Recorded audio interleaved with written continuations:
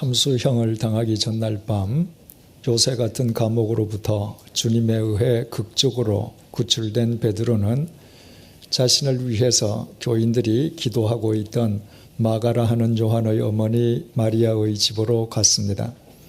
베드로는 자신이 살아서 돌아왔음을 선뜻 믿지 못하는 교인들에게 주님께서 자신을 어떻게 구원해 주셨는지 소상하게 설명해 준 다음 마침 그곳에 부재 중이던 예수님의 동생 야고보와 다른 교인들에게도 자신의 말을 전해주기를 당부했습니다. 그리고 베드로는 그곳을 떠나 다른 곳으로 갔습니다. 그 모든 일이 일어난 시간은 한밤중이었습니다. 본문 18절에서 19절 상반절을 보시겠습니다. 날이 새매 군인들은 베드로가 어떻게 되었는지 알지 못하여 적지 않게 소동하니 헤롯이 그를 찾아도 보지 못하매 파수꾼들을 신문하고 죽이라 명하니라. 날이 새기가 무섭게 감옥에서 일대 소동이 벌어졌습니다. 두 사람의 군사가 지키고 있는 감방 속에서 양손이 또 다른 두 군사의 손과 함께 쇠사슬에 묶여있던 베드로가 밤사이에 깜쪽같이 사라진 것이었습니다. 감옥을 샅샅이 뒤졌지만 그 어디에서도 베드로의 모습은 보이지 않았습니다. 파수꾼들은 대체 어떻게 된 영문인지 도무지 알 길이 없었습니다. 그러나 그것은 파수꾼들의 실수나 태만으로 인한 일이 아니었습니다. 그것은 하나님의 신비스러운 구원의 역사였기에 파수꾼들에게는 그 어떤 책임이나 잘못이 있을 수 없었습니다. 오히려 파수꾼들은 자신들에게 주어진 책임과 의무에 충성을 다했을 뿐입니다. 그런데도 사라진 베드로를 다시 찾지 못하자 대노한 헤롯 아그리파 1세는 그 파수꾼들을 신문한 뒤에 죽여버리고 말았습니다. 지난 시간에 살펴본 것처럼 헤롯이 죽였던 파수꾼들의 수는 최소한 4명이었습니다. 하나님께서 베드로 한 사람을 살리시기 위해서 베드로 한 사람의 생명을 최소한 4명의 파수꾼들과 맞바꾸신 것이었습니다. 가난하고 무식한 어부 출신에 불과한 보잘것없는 자기 자신의 생명을 하나님께서 왜 최소한 파수꾼 4명의 생명과 맞바꾸셨는가?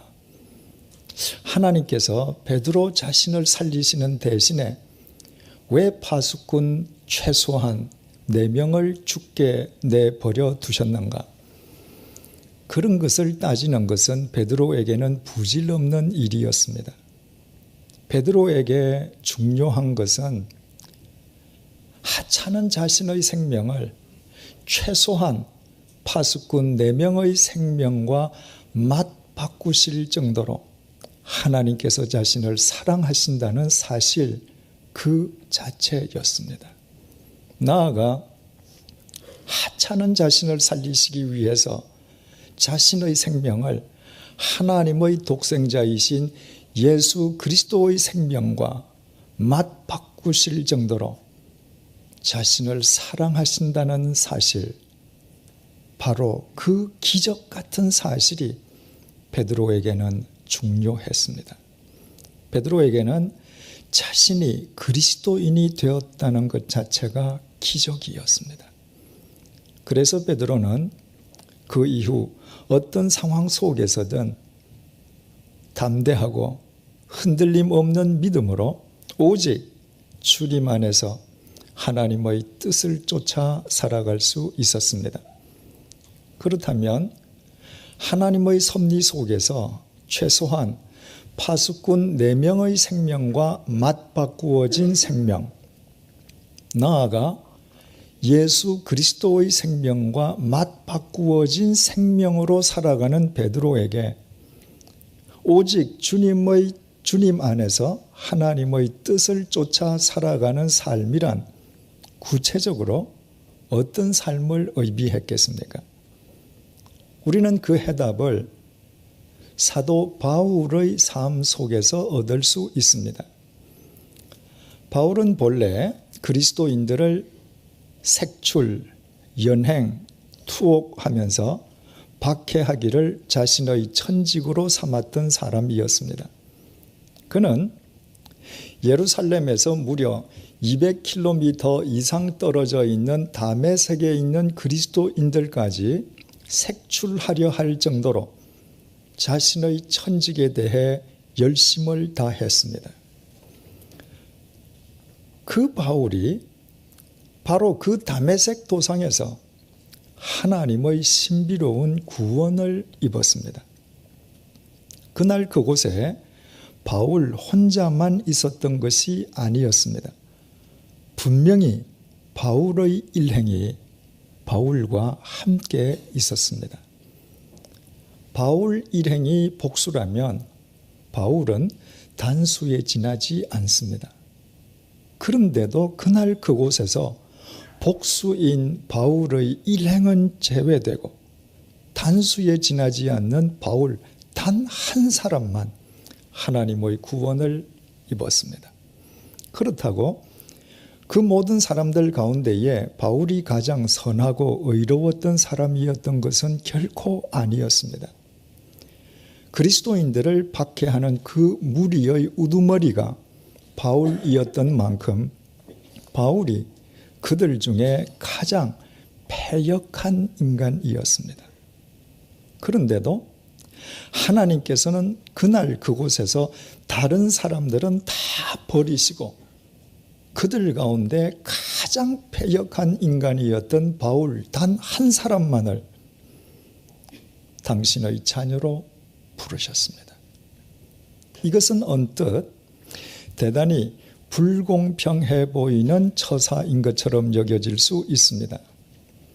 그러나 그 이후 바울은 단 한 번도 하나님은 왜 그토록 불공평하시냐며 하나님을 비난한 적이 없었습니다. 도리어 바울은 하나님을 찬양했습니다.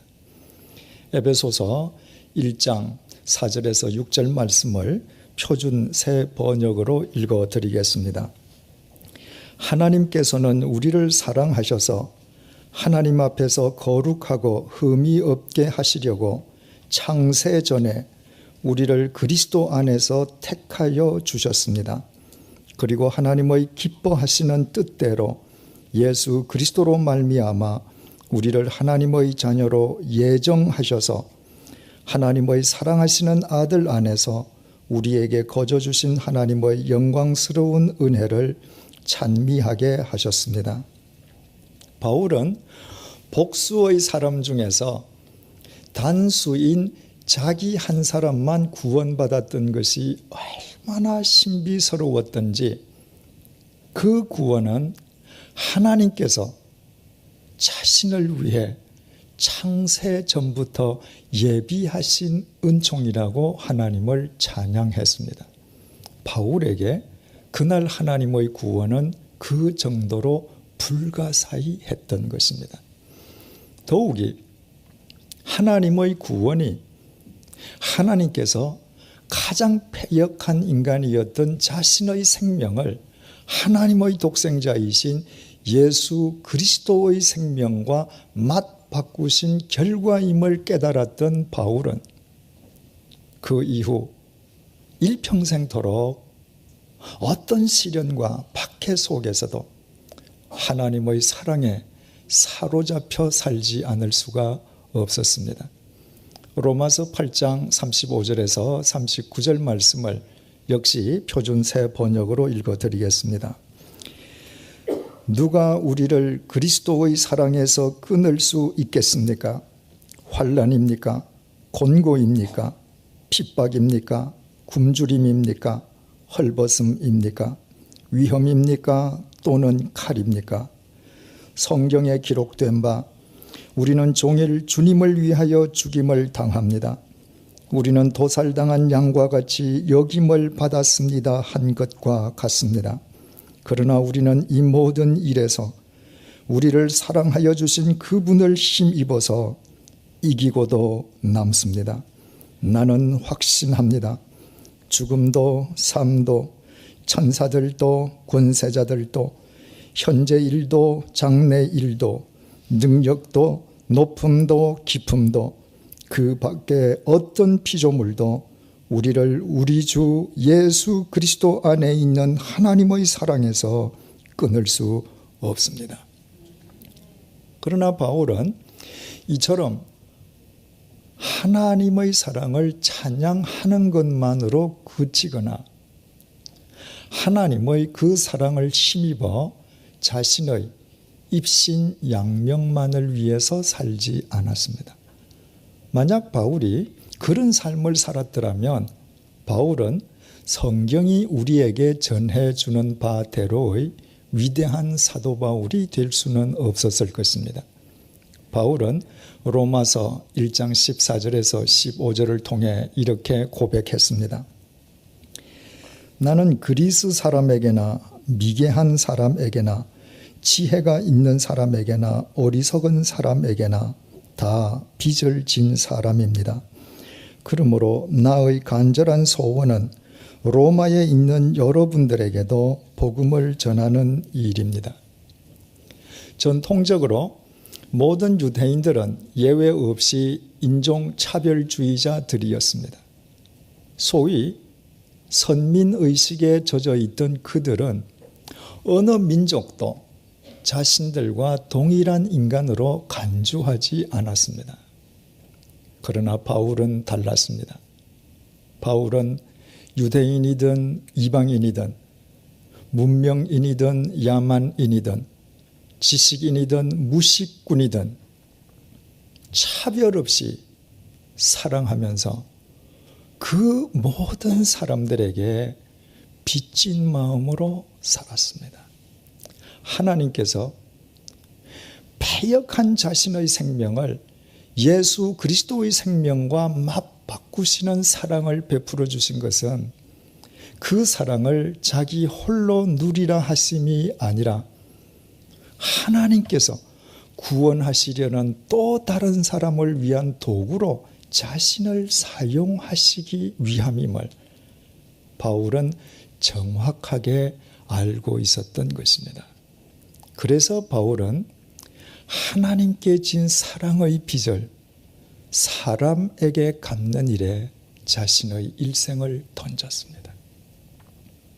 그 사랑의 빚을 갚기 위해 수없이 죽음의 위협을 겪어야만 했지만 그러나 이 세상 그 어떤 위협도 바울의 앞길에 장애물이 될 수는 없었습니다. 하나님께 진 사랑의 빚을 하나님께서 구원하시기 원하시는 사람에게 갚는 것이 하나님의 뜻임을 추호도 의심해 본 적이 없었기 때문입니다. 이것은 베드로 역시 마찬가지였습니다.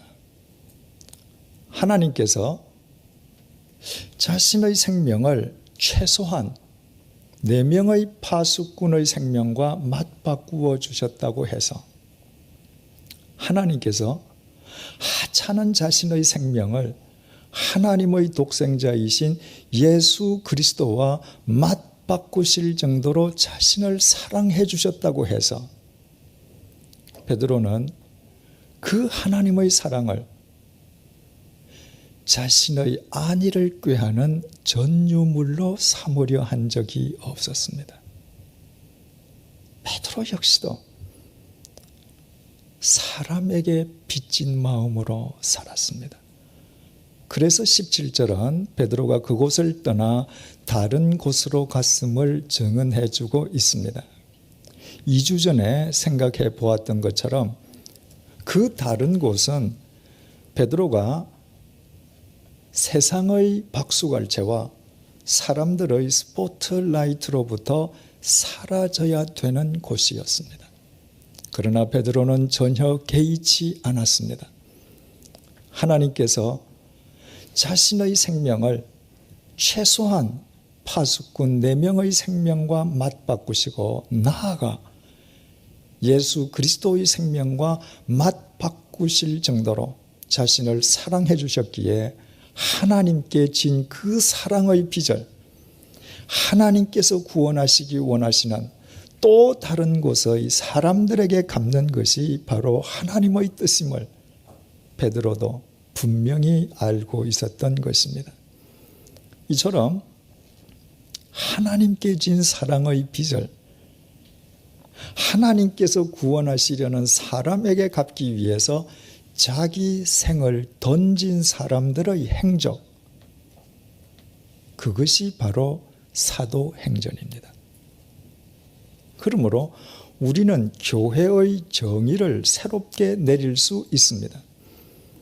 교회는 자신들의 생명을 예수 그리스도의 생명과 맞바꾸어 주신 하나님께 사랑의 빚을 진 사람들이 하나님께서 구원하시려는 사람들에게 그 사랑의 빚을 갚기 위해 모인 사랑의 채무자들의 모임입니다.